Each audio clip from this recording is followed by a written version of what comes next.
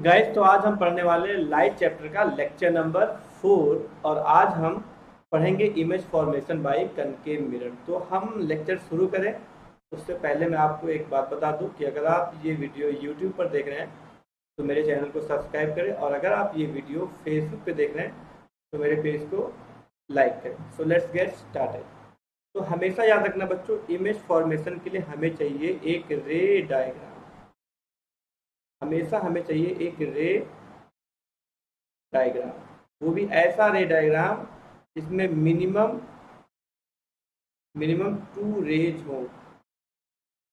To raise, दो raise होंगी तभी अपनी बात बनेगी, ऐसा रे डायग्राम चाहिए।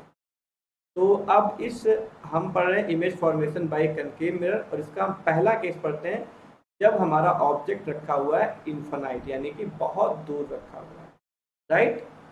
तो अच्छा, जब कोई ऑब्जेक्ट बहुत दूर होता है तो उससे जो रेज आती हैं वो पैरेलल आती हैं। पैरेलल का मतलब, जैसे मान लो कि ये एक छोटा सा ऑब्जेक्ट है, आपकी आंख यहाँ पर है। जब यहाँ से दो रेज आएंगी तो ये कुछ ऐसे जाएगी और ये कुछ ऐसे जा करके तभी इस पे ऐसे जा करके यहाँ पर कहीं मिलेगी। तो ये दोनों रेज अपने को लगभग लगभग पैरेलल दिख रही हैं।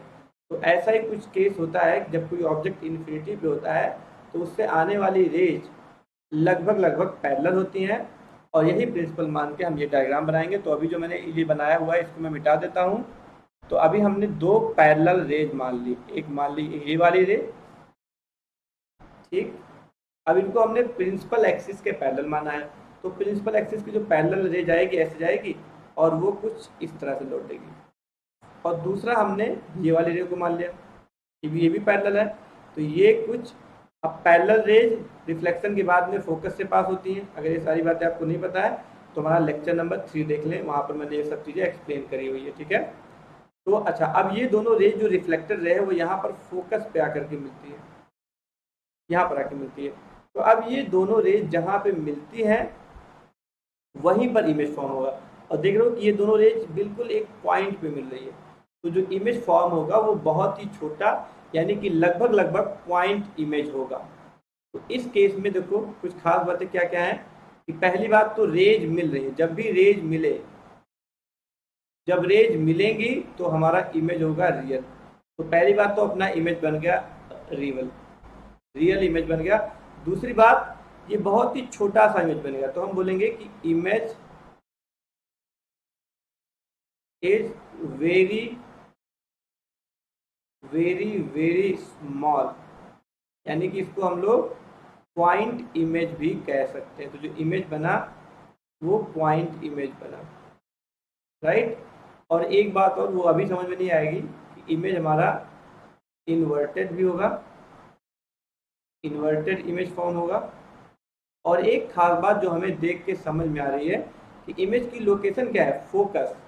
तो image is formed at focus. तो इस केस में हमारा इमेज कहाँ फॉर्म होता है, image is formed at focus. तो अब हमारा इमेज फोकस पर फॉर्म हुआ है। तो ये हमारा पहला केस है जब हमारा ऑब्जेक्ट इन्फिनिटी पर रखा है। हमने दोनों दो पैरेलल रेज माने, क्योंकि अगर कोई ऑब्जेक्ट इन्फिनिटी पर रखा है तो वहाँ से आने वाली रेज लगभग लगभग पैरेलल होंगी। तो हमने दो रेज को दिखाया, दोनों रेज बाद में फोकस से पास होंगी। तो जो ये दोनों रेज मिलेंगे भी कहाँ पर, फोकस में मिलेंगी। तो अपना इमेज बहुत ही छोटा होगा, वेरी वेरी स्मॉल। इसको लगभग लगभग पॉइंट इमेज हम लोग कह सकते हैं। इमेज इन्वर्टेड होगा, ये वाली बात थोड़ी सी हजम नहीं हो रहेगी। अभी आगे केसेस में ये वाली बात हजम हो जाएगी। अच्छा, और जो इमेज फॉर्म होगा वो उसकी लोकेशन क्या होगी, फोकस, राइट। अब बढ़ते हैं हम लोग अगले केस पे, जब हम तो बढ़ते हैं अगले केस पे जहाँ पे हम अपने ऑब्जेक्ट को कहाँ पे रखेंगे। सेकेंड केस में हम अपने ऑब्जेक्ट को कहाँ पे रखने वाले बच्चों, सेकेंड केस में हम अपने ऑब्जेक्ट को रखने वाले हैं इन्फिनिटी और फोकस के बीच में। सेकेंड केस में अपने ऑब्जेक्ट को कहाँ पे रखने वाले हैं, इन्फिनिटी और फोकस के बीच में। तो यहाँ भी हमें, अब ये ऑब्जेक्ट बहुत दूर नहीं है तो यहाँ से आने वाली रेज पैरेलल नहीं होगी। तो हमें दो पैरेलल रेज पे डील नहीं करना है, बल्कि एक ही पॉइंट से आने वाली दो रेज हमने एक तो बना दी ये वाली। अब ये वाली रे जो अभी हम देख रहे हैं, ये वाली रे प्रिंसिपल एक्सिस के पैरेलल है। तो रिफ्लेक्शन के बाद कहाँ से पास होगी, फोकस से, यानी कि रिफ्लेक्शन के बाद ये ऐसे निकल जाएगी। दूसरी रे हमने कौन सी एज्यूम करी, जो पहले फोकस से होके जा रही है। तो अगर फोकस से होके कोई रे जा रही है तो वो रे बाद में क्या हो जाएगी, बाद में प्रिंसिपल एक्सिस के पैरेलल हो जाएगी। अब अगर आप देखोगे तो ये दोनों रेज मिल कहाँ पर रही है, इस वाले पॉइंट पर। तो अगर ये हमारा ए बी है तो ए से चलने वाली दोनों रेज यहाँ पर मिल रही हैं, इसलिए इस पॉइंट को बोल देंगे ए डैश। तो फिर यहाँ पर क्या होगा, बी डैश। तो भी दिख रहा होगा ये ए बी अपना क्या है, ऑब्जेक्ट है, और ए डैश बी डैश क्या है, इमेज है। ठीक है, राइट। तो अब ये इमेज क्या ऑब्जेक्ट से छोटा है, तो हाँ छोटा है। तो पहली बात क्या हो गई कि image is smaller than object. हमारा जो इमेज है वो ऑब्जेक्ट से छोटा है। दूसरी बात, इसी को हम बोलते हैं डिमिनिश्ड इमेज। क्या बोलते हैं हम लोग, इसी को बोलते हैं हम लोग डिमिनिश्ड इमेज बोलते हैं। तो इसी को कहने का एक और तरीका क्या है, इमेज कैसा है, डिमिनिश्ड है। दूसरी बात क्या है कि इमेज देखो, अभी हमारे ऑब्जेक्ट में ए ऊपर है लेकिन इमेज में ए डैश नीचे है।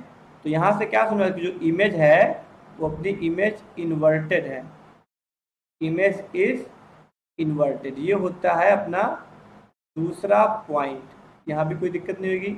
अच्छा, तीसरी बात देखो कि जो इमेज है वो फोकस और सेंटर ऑफ कर्वेचर के बीच में है ना। तो image is formed, image is formed between C and F। C for centre of curvature, F for focus. और एक खास बात, जो अपना इमेज है वो रियल है, क्योंकि यहाँ पर दो रेज ऑफ लाइट मिल रही हैं। जब दोनों रेज ऑफ लाइट मिले तो हम बोलते हैं कि इमेज रियल है। तो यहाँ पर जो अपनी इमेज है, image is what, image is real, right. अब चलो हम बढ़ते हैं अपने तीसरे केस पे। तो ये दूसरे केस के 4 पॉइंट है कि इमेज जो है वो छोटा होगा ऑब्जेक्ट से, यानी कि इसी को बोलते हैं डिमिनिश्ड इमेज। अच्छा, और जो इमेज है वो इन्वर्टेड है, यानी कि उल्टा बन रहा है ऑब्जेक्ट की कंपैरिजन में। और जो इमेज है वो फोकस और सेंटर ऑफ कर्वेचर के बीच में है, और इमेज अपनी रियल भी है क्योंकि रेज ऑफ लाइट मिल रही है, राइट दोस्तों। अब चलते हैं हम अपने तीसरे केस की तरफ। तीसरे केस में क्या कह रहा है बच्चों कि अब तीसरा केस क्या है कि जब हमने ऑब्जेक्ट को सेंटर ऑफ कर्वेचर पर ही रख दिया। तो यहाँ भी अपन लोग दो रेज एज्यूम करते हैं। तो देखो हमने ऐसे एक रे ऐसे एज्यूम कर ली। अब ये रे कैसी है, प्रिंसिपल एक्सिस के पैरेलल है। यहाँ पे हम मानते हैं कि ये फोकस वाला पॉइंट है। तो प्रिंसिपल एक्सिस के जो रे पैरेलल होती है वो बाद में कहाँ से पास होती है, फोकस से। जैसे यहाँ पे हमें फोकस से पास होता हुआ दिख भी रहा है। और दूसरी रेज हमने कौन सी मान ली, जो पहले से ही फोकस से पास हो रही थी, जैसे ये वाली रे जो ऐसे जा रही है। ठीक है। अच्छा, अब ये वाली रे बाद में प्रिंसिपल एक्सिस की हो जाएगी पैरेलल। तो दोनों रेज कुछ यहाँ पर मिल रही है। तो अगर हम ऑब्जेक्ट को बोलते हैं ए बी, तो ये बी से जो रे चल रही है वो यहाँ पर आके मिले नीचे, तो नीचे हो जाएगा बी डैश, राइट। और यहाँ पे क्या हो जाएगा फिर ए डैश। ठीक है। अच्छा, तो अब इसके बारे में क्या खास बात है, पहली बात तो रेज ऑफ लाइट मिल रही है एक्चुअली में। तो अगर जब भी रेज ऑफ लाइट मिलेगी तो इमेज कैसा होगा, रियल। तो पहली बात लिख दो, इमेज इज रियल, राइट। पहली बात अपना इमेज है रियल। दूसरी बात देखते हैं कि इमेज का साइज क्या है। तो जितना बड़ा ऑब्जेक्ट है उतना बड़ा ही अपने को इमेज में दिख रहा है ना। तो इमेज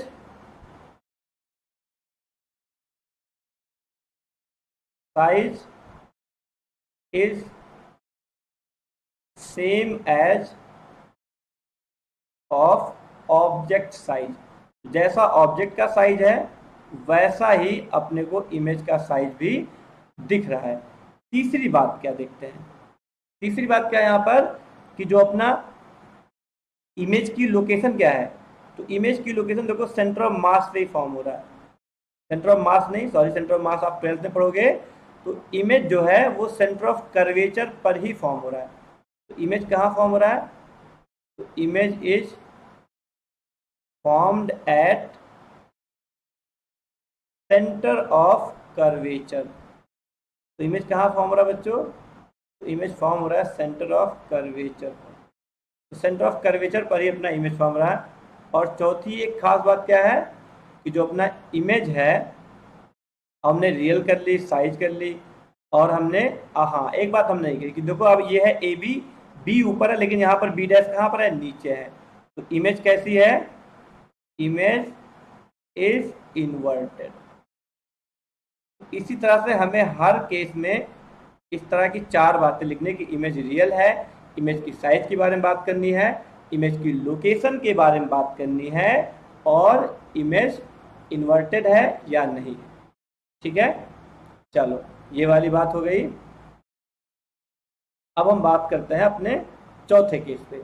चौथे केस में देखो क्या कह रहा है कि अब जो हमारा ऑब्जेक्ट है, अब हमने ऑब्जेक्ट को कहाँ कहाँ पे रखा है? अब हमने ऑब्जेक्ट को सेंटर ऑफ कर्वेचर रहा ये, और ये रहा फोकस, इन दोनों के बीच में रखना है। तो इन दोनों के बीच में रख के भी हमने 2 रे ली। तो एक रे हमने लिया प्रिंसिपल एक्सिस के पैरेलल जो की गई थी ऐसे, ठीक है, और बाद में ये रे फोकस से पास होगी तो कुछ आगे लौट के ऐसे, और दूसरी रे हमने फोकस से पास होती हुई ले ली जैसे कि ये वाली रे, और ये बाद में जो फोकस से पास होती है वो बाद में प्रिंसिपल एक्सिस के पैरेलल हो जाती है। तो हमने जब इन दोनों को देखा तो ये कुछ यहाँ पर मिली। ठीक है, अब अगेन अगर हम इसको ए बी कहते हैं तो ये दोनों रेज, जिन दोनों रेज की हम बात करें वो दोनों रेज कहाँ से निकली हुई है? बी से। तो यहाँ पर हम मानते हैं बी डैश, और उसी के कंपेरिजन यहाँ पे हम मान लेते हैं ए डैश। तो अब ये ए बी क्या है? अपना ऑब्जेक्ट है, और ए डैश बी डैश क्या है? इमेज है। तो यहाँ पर देखो क्या खास बात दिख रही है। पहली बात बताओ, ये इमेज रियल है या नहीं? तो हाँ रियल है, क्योंकि रेज ऑफ लाइट मिल रही है। तो पहली बात, इमेज क्या है? Image is real. पहली बात, इमेज रियल है। दूसरी बात करते हैं, क्या इमेज इन्वर्टेड है? तो हाँ भाई इन्वर्टेड है, क्योंकि देखो यहाँ पर बी ऊपर था तो यहाँ पर बी नीचे बन रहा है। तो इमेज इज इन्वर्टेड। तीसरी बात, हम लोग इमेज की साइज के बारे में बात कर लेते हैं। तो इमेज कैसा है? अब इमेज बड़ा है, इमेज इज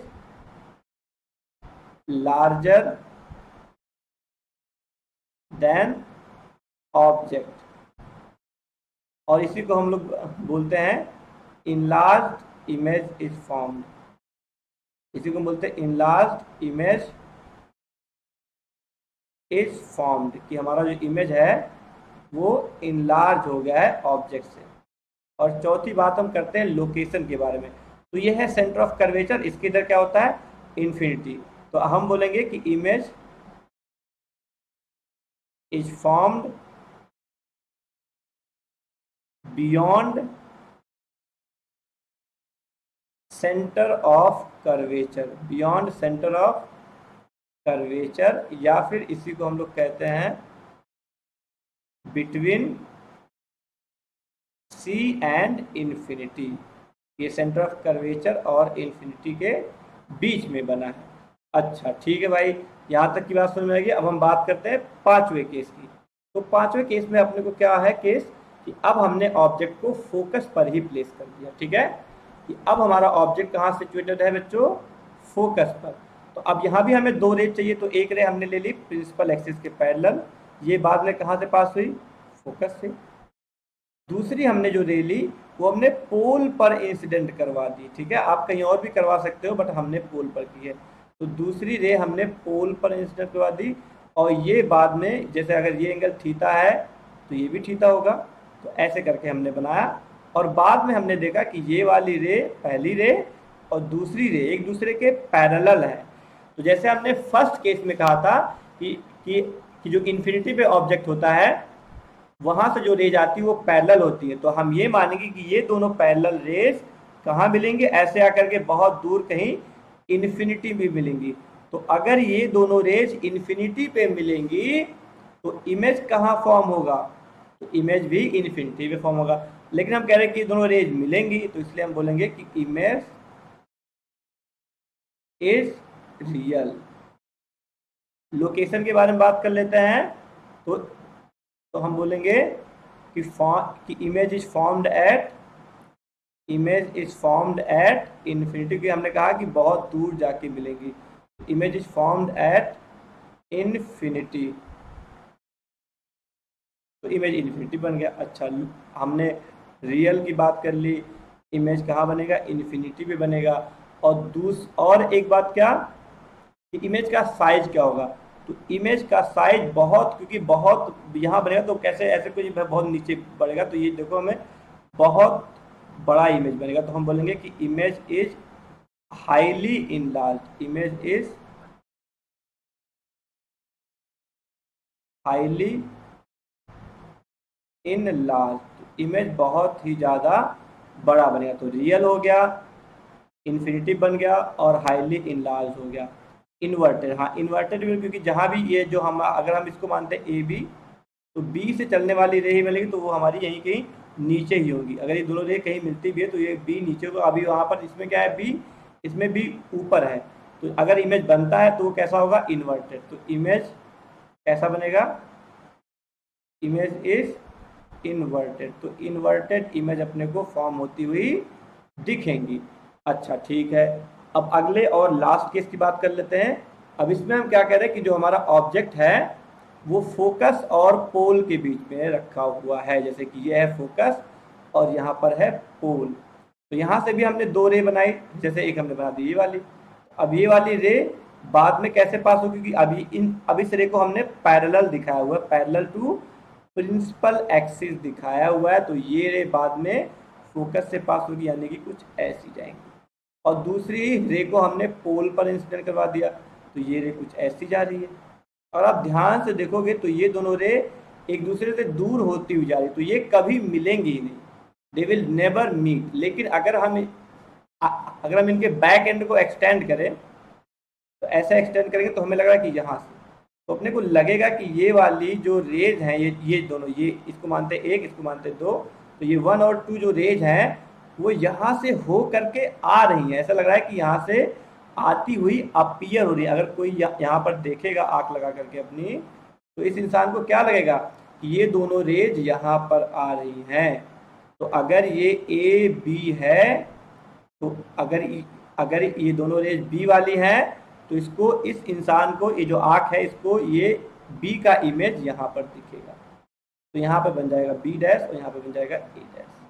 अब इसकी खास बात लिखते हैं, तो यहाँ पर रेज मिल नहीं रही है बल्कि मिलती हुई अपीयर हो रही है। तो जब रेज ना मिले बल्कि मिलती हुई अपीयर हो तो इमेज होता है वर्चुअल।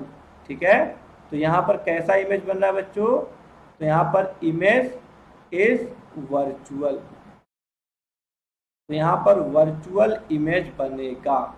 अच्छा, एक खास बात और, क्या जो इमेज का साइज है वो बड़ा है, हाँ बड़ा है। ठीक है, तो इमेज इज इन लार्ज लिख दो। अगली बात, इमेज इज इन लार्ज लिख दो।